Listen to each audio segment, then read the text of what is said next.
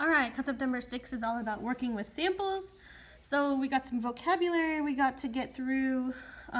This section is really conceptual heavy, so like it's not so much calculations.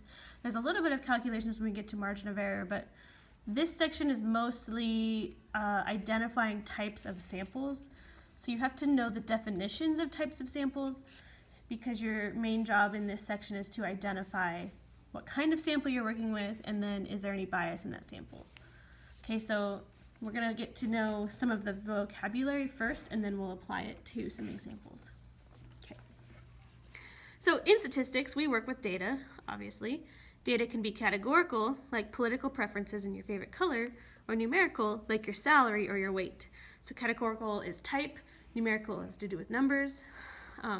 Statisticians survey a population to collect data or take a census when all individuals are surveyed. Okay, so the first vocabulary word we have is a statistic. And that is just a number that describes or summarizes a sample. Okay. A parameter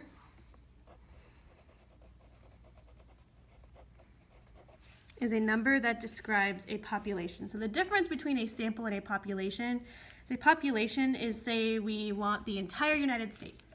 That's a population. Okay, a sample of that population would be Washington State.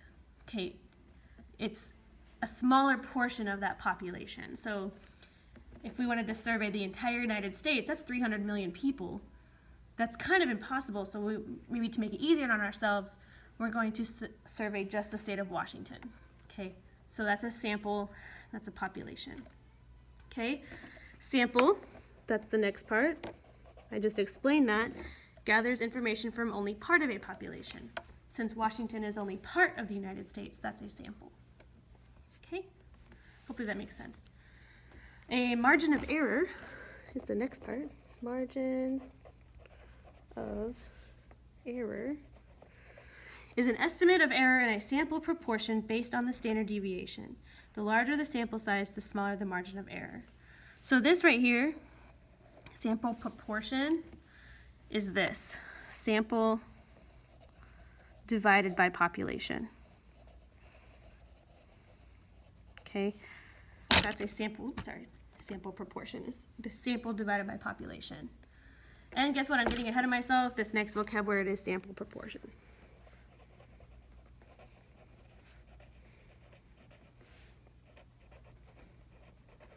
Is the ratio of the number of times an event occurs, x, to the sample size, n.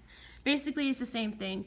When we get to working with sample proportion, we'll say, so many people said this out of a sample size of this. That's the sample proportion, so sample out of population. Okay. Okay, so now we get into the fun part where we get to start identifying types of samples.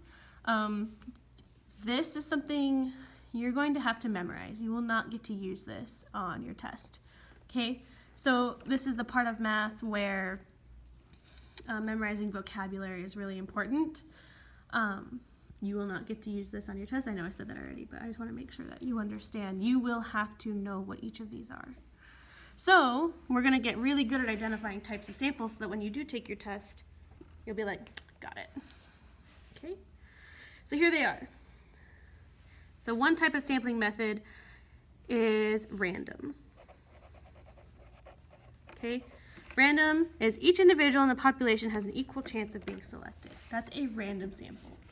Okay, so if I wanted to take a sample of the population of the United States, I would just, I don't know, it's really hard to take a sample of the United States.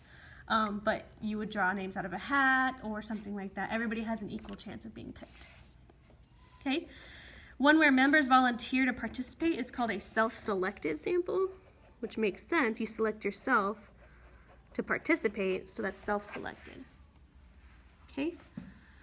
The sampling method where members are chosen because they are easily accessible, that's called a convenience sample. Okay. So if it's easy for you to pick them, then that's a convenience sample. All right.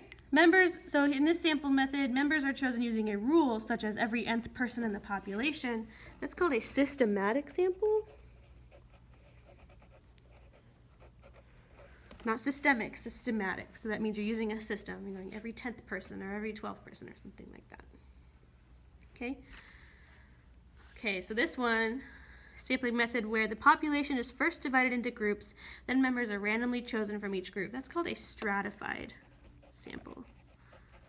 So basically groups, we call them strata. So you can write strata, put in parentheses. All right, that's called a stratified sample when we separate them into groups. So like a lot of times you'll say, oh, I'm going to select people from this certain zip code. Okay, so people are already separated into zip codes. Those are groups. And then you're going to pick people out of those groups. That's called a stratified sample. Okay? All right, and then the population is first divided into groups. A sample of the groups is randomly chosen. That's called a cluster sample. Okay? So that's like, I divide everybody up into zip codes, and I randomly pick a zip code, and I just take those people. I ignore the other zip code. That's a cluster sample.